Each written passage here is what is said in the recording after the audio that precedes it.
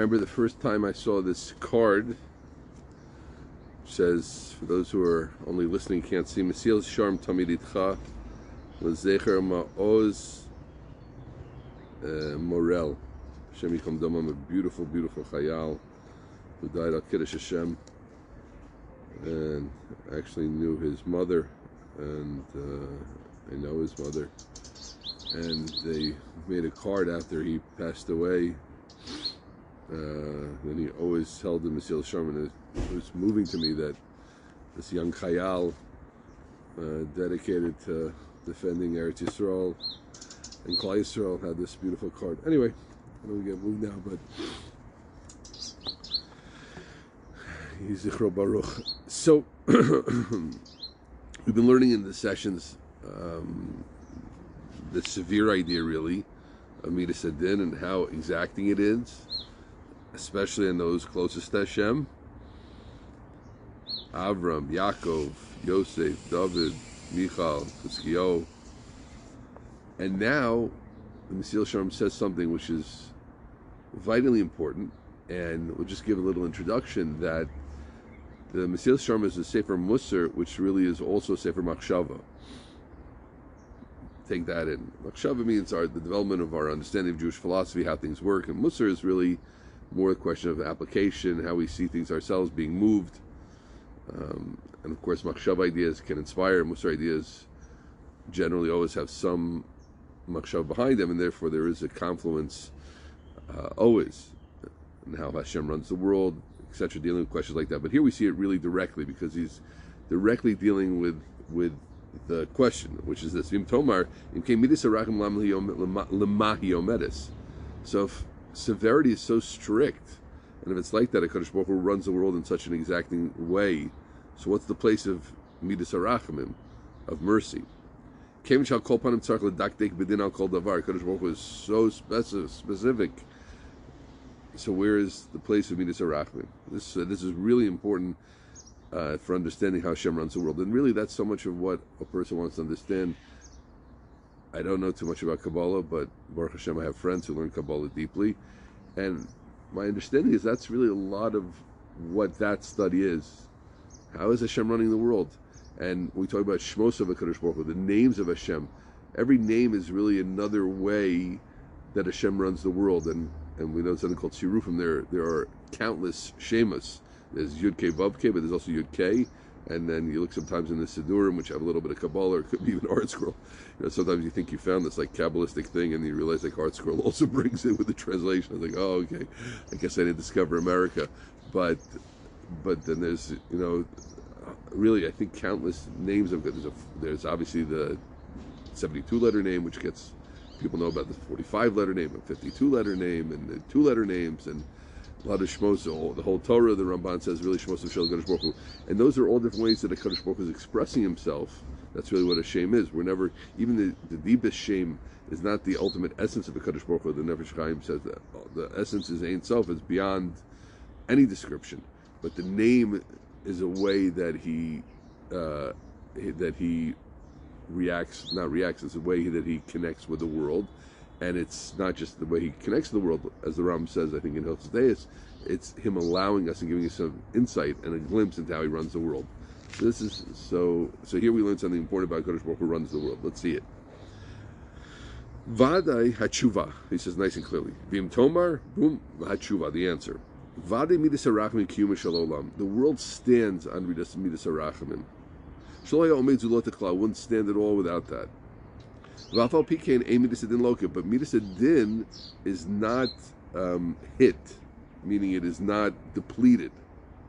And there's a dance, a movement with Midas Hadin and Midas HaRachamim always going on. Kilafim Shuras Hadin, according to the line of din, according to the strictness of judgment, if you will, Mamash, Hayroy Shachoti Enish Miyad, take a lechato, Bli Hamtana Klal.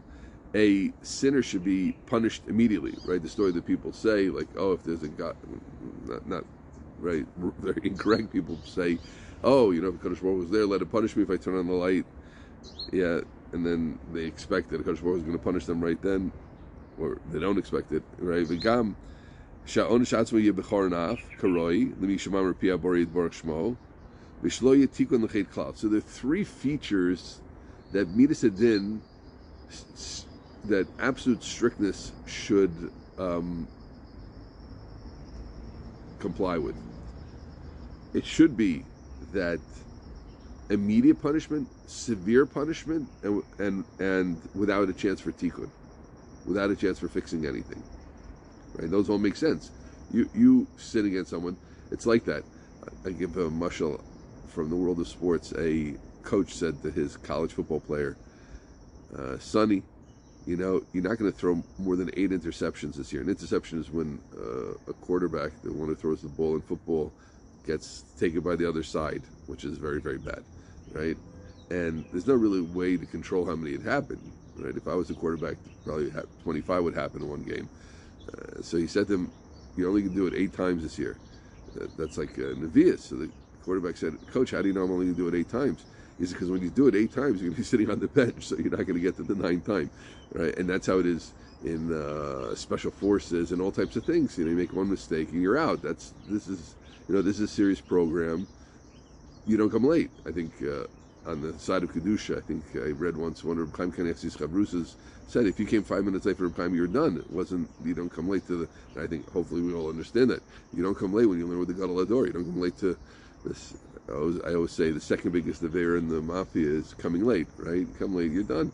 That's it. I don't think they kill you, but you're out of the fraternity, which is not a fraternity we want to be in anyway. But we get that there's certain places where there's no room for coming late, so it's immediate.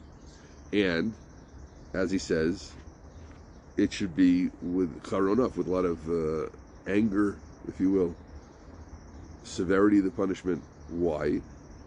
Kira'oi, as is fit, l'mi shemamr pi haborid baruch shmo. What are we talking about? We're talking about going not against the mafioso, not against even the Gadol Hador. We're talking about going against the Ribono Shalom.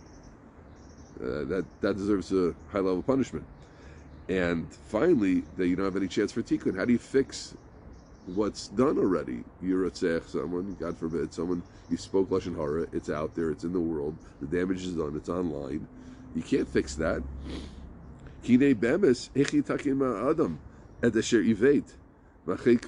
How can you fix what's done already?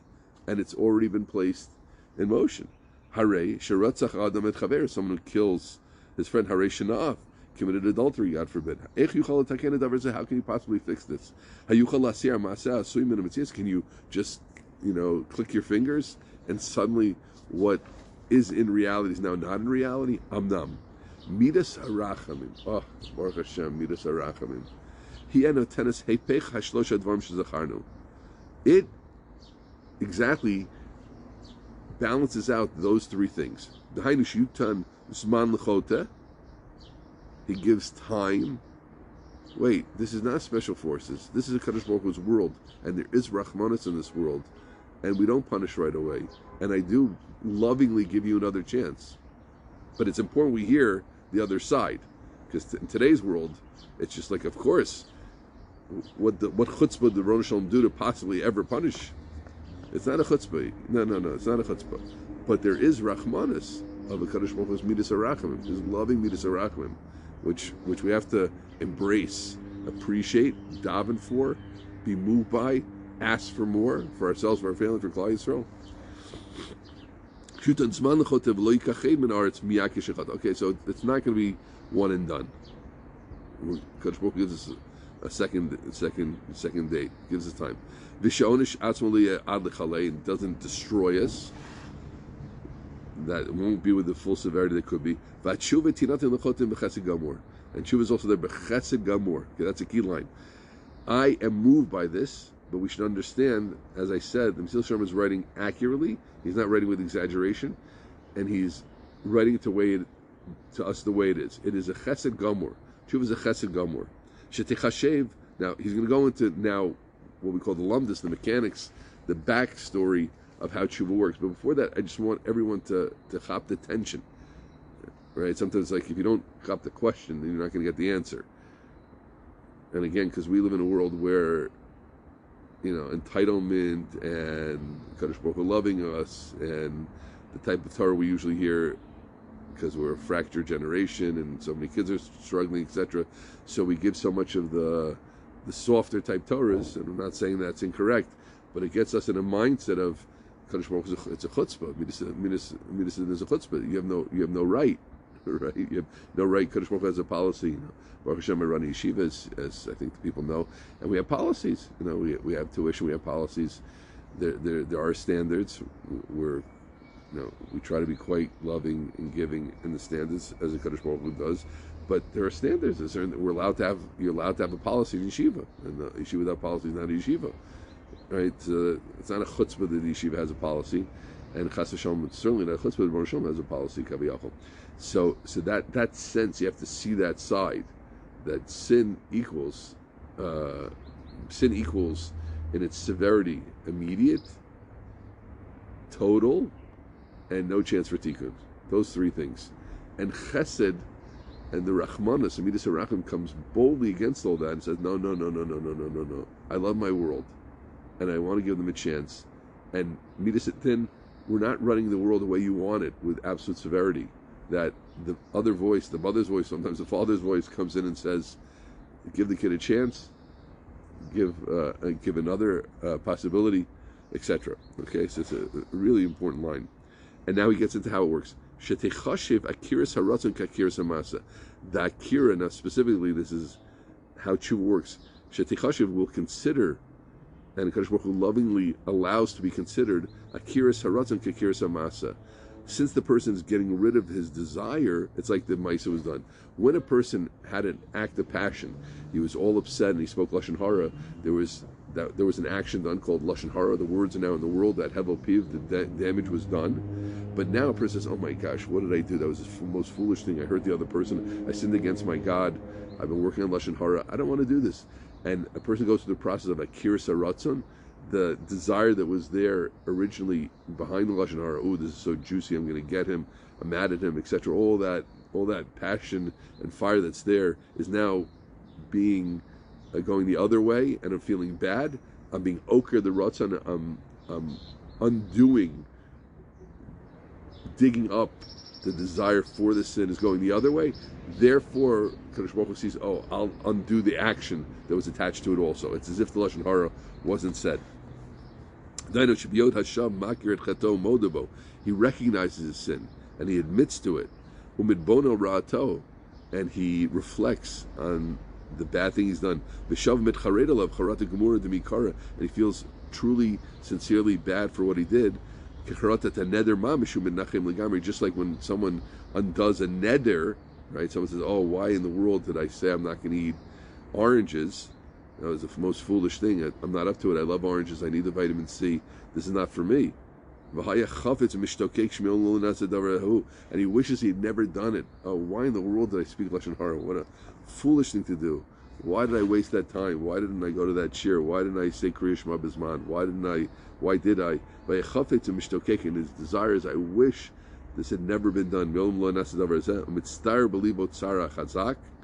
And he feels sincerely bad, but it's there, and he recognizes there's sin here. I feel bad about it. I wish it was never done. I want it never to be. And he leaves it, right? If he goes right back to it, it's not the best sign that he really is leaving it. Right?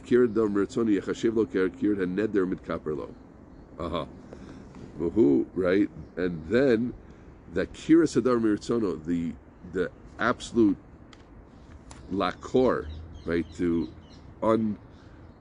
getting all the roots of what he did out, is as if he got rid of the nether. Okay, so that's the basics of how tshuva works. Something extremely negative was created, but the strong counterbalance of Kadosh Baruch Hu b'chesed, which we'll go into more next time, allows it to be undone. Thank you, Hashem.